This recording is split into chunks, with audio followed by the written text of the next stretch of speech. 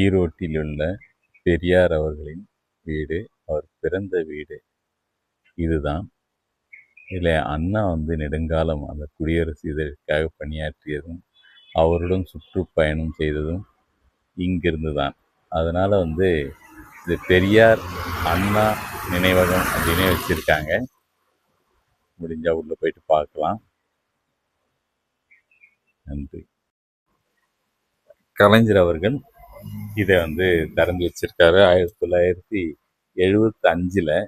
இதில் பாருங்கள், அந்த பெரியார் எழுத்து கூட அப்போது நடைமுறைக்கு வரல.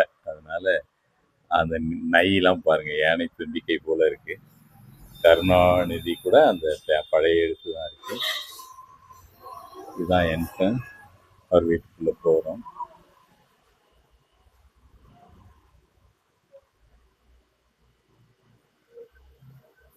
அவருடைய ஸ்லோகனுங்க இருக்குது, கல்வெட்டா.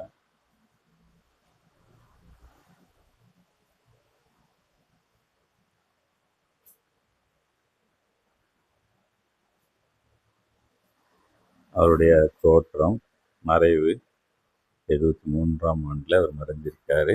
24/12 என்பது அவர் மறைந்த தேதி.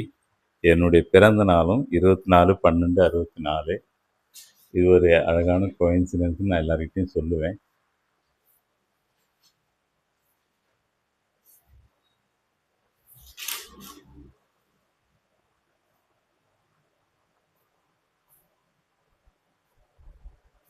ராஜாஜி அவர்களோட காங்கிரஸில் இருந்தப்ப. இது கலைஞரோட என்ன போட்டிருக்கு பாருங்க. வேறு பற்று ஒன்றும் எனக்கு இல்லாதால் பகுத்தறிவையே அடிப்படையாக கொண்டு கொள்கையும் திட்டங்களை வகுப்பதால் நான் அத்தொண்டுக்கு தகுதி உடையவன் ஆனேன்.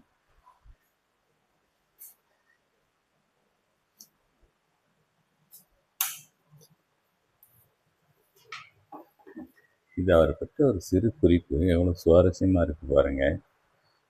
அவர் பயணம் செய்த மொத்த நாட்கள், பயணம் செய்த மொத்த தூரம், கலந்து கொண்ட நிகழ்ச்சிகள், கலந்து கொண்ட சொற்பொழிவு ஆற்றிய நேரம். இது ஒளிபரப்புனா 2 வருஷம் 5 மாதம் 11 நாள் ஓடுமா. இது ஒரு சுவாரஸ்யமான ஒரு செய்தி குறிப்பு.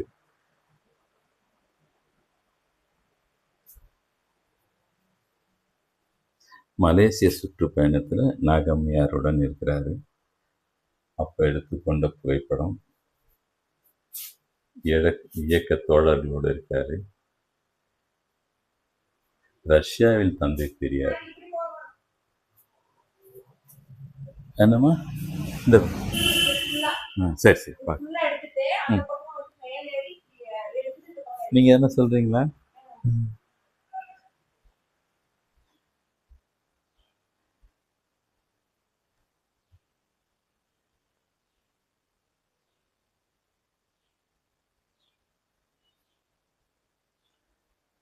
இது ஒரு பெரிய டாக்குமெண்ட்டாக இருக்குது.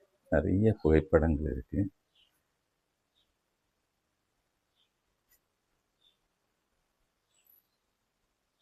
லண்டனுக்கு சென்ற போது எடுத்த படம். நிறைய பயணம் செஞ்சுருக்கார். மலேசியா, லண்டன், ரஷ்யா அப்படின்னு.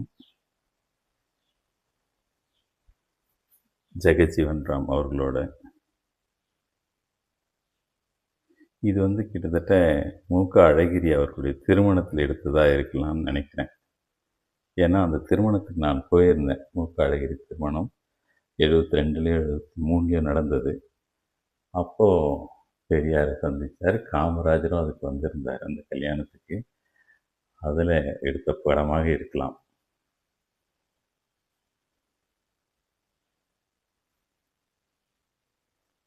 பெருந்தலைவர்களோடலாம் அவர் இருக்கார். அண்ணா அவர்களோடு, எம்ஜிஆர் அவர்களோடு,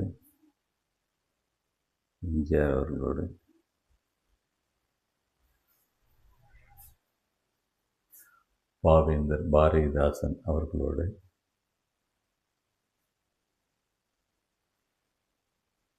பௌத்த மாநாட்டுக்கு போன போது ரங்கூண்ட நடந்த அதில் அம்பேத்கர் கூட இருக்கார். மணியம்மை இருக்காங்க.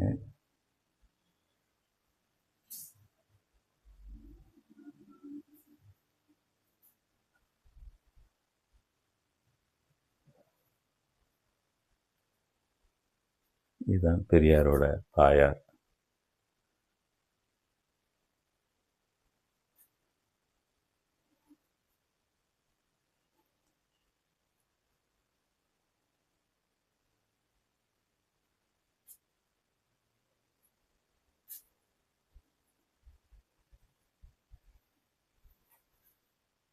இது ஒரு சரித்திர முக்கியத்துவம் வாய்ந்த ஒரு இடமா நினைக்கிறேன்.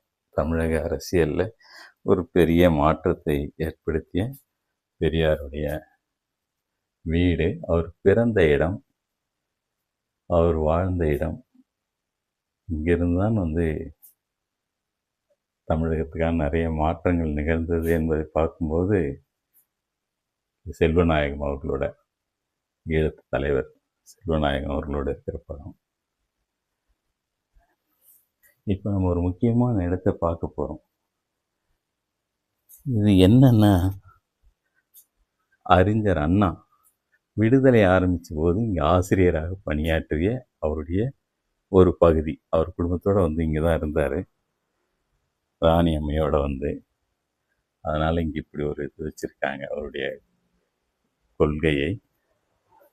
இதுதான் அண்ணா தங்கியிருந்த ஒரு சின்ன அவுட் ஹவுஸ்னு வச்சுக்கோங்களேன், அது மாதிரியான ஒரு இடம். அண்ணா இங்கே இருந்து தான் நிறைய கட்டுரைகள், தலையங்கங்கள் எழுதினார். அதனால் இங்கே நிறைய அண்ணாவுடைய புகைப்படங்கள் இருக்குது. அண்ணா முதல்வரான போது எடுத்த படம், முதல்வரான பிறகு பெரியாரை சந்தித்த போது எடுத்த படம்.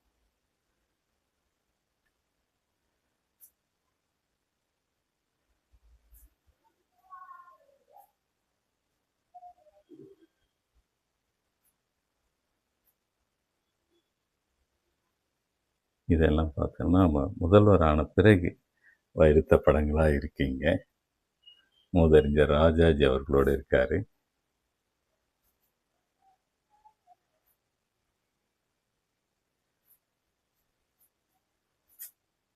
அவர் உட்கார்ந்து படிக்கும் அழகு,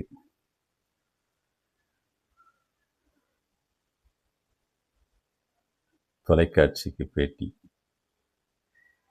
இதை போல அவர் பணியாற்றிய அந்த இடம், ஆஃபீஸ், குடியரசில் ஆசிரியராக இருந்தபோது அவருக்கு ஒதுக்கப்பட்ட அறை, அவருக்கு இருந்த அந்த அறிக்கையின் விளக்கு, நாற்காலி, மேசை எல்லாமே அப்படியே வச்சுருக்காங்க. இது ஒரு முக்கியமான ஒரு இடம்.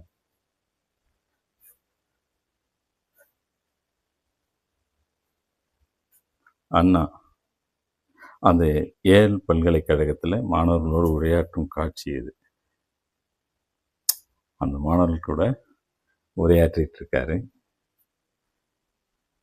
அண்ணா மறைந்து சந்தன பேழையில் இருக்கும் காட்சி ஒரு கின்னஸ் ஊர்வலமாக மாறிச்சு. அவருடைய இறுதி ஊர்வலம், பல லட்சம் மக்கள் சென்ற அந்த நிகழ்வு, அதுக்கு பெரியார் வந்திருந்த காட்சி.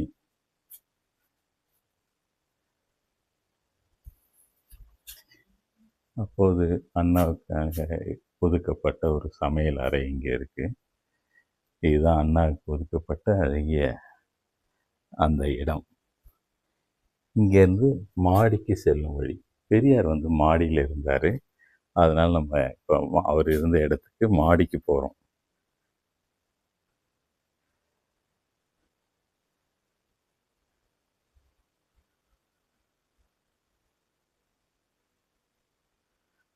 பெரியார் மாடியில் வசித்தார். அதுக்கு போகிற வழியில் இந்த புகைப்படங்கள் எல்லாம் இருக்குது. குழந்தைகளோடு அவருக்கு இருந்த ஒரு அன்பு வெளிப்படுத்துகிற மாதிரி இருக்குது. இல்லை, நாட் பேசுகிறேன். சிந்தனை சிபி சிற்றரசு அவர்களோட இருக்கிற ஒரு படம்.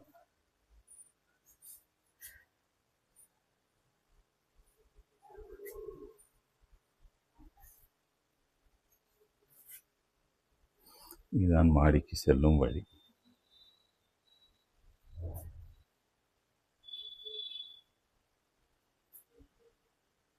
கிளார் அடிக்குது.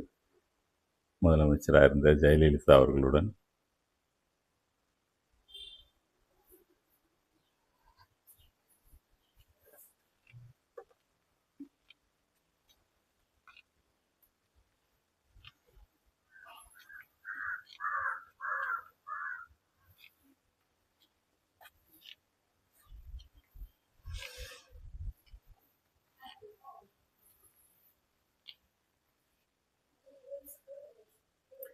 அவர் பயன்படுத்திய கார்,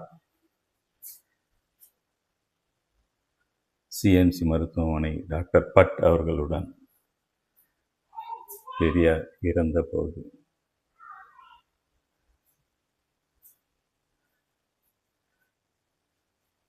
முக்கிய தலைவர்களுடன் இருக்கிறார். காமராஜர் இருக்கிறார், கலைஞர் இருக்கிறார்.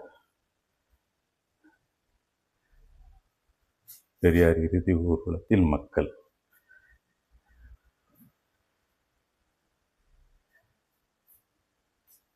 பெரியார் அடக்கம் செய்யப்பட்ட அந்த பெரியார் திடலில் இருக்கிற அவருடைய நினைவு கல்லறை,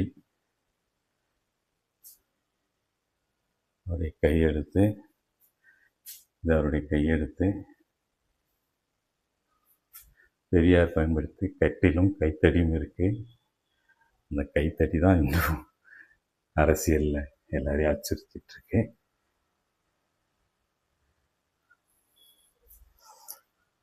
அடுத்தது நாம் பார்க்க போகிறது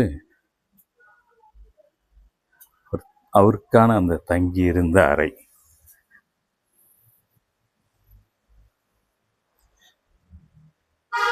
இதுதான் அவர் தங்கி இருந்த அறை, அவருடைய கட்டு, அவர் சந்திக்க அவர் உட்காருகிற இடம், அவர் பயன்படுத்திய வீல் சேர், இது எல்லாமே இருக்கு.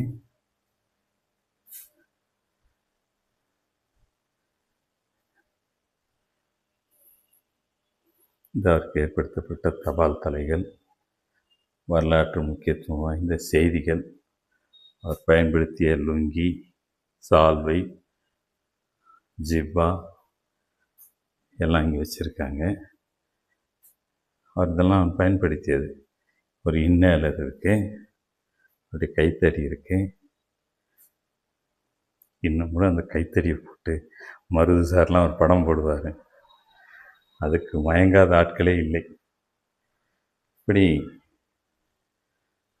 தமிழர்களுக்காக தொண்டாற்றிய இந்த தலைவரை அவரது இல்லத்தில் என்று சுற்றி பார்த்து உங்களுக்கெல்லாம் இதை ஒரு படமாகவும் பாடமாகவும் ஆவணப்படுத்தியதில் பெருமகிழ்ச்சி கொள்கிறேன்.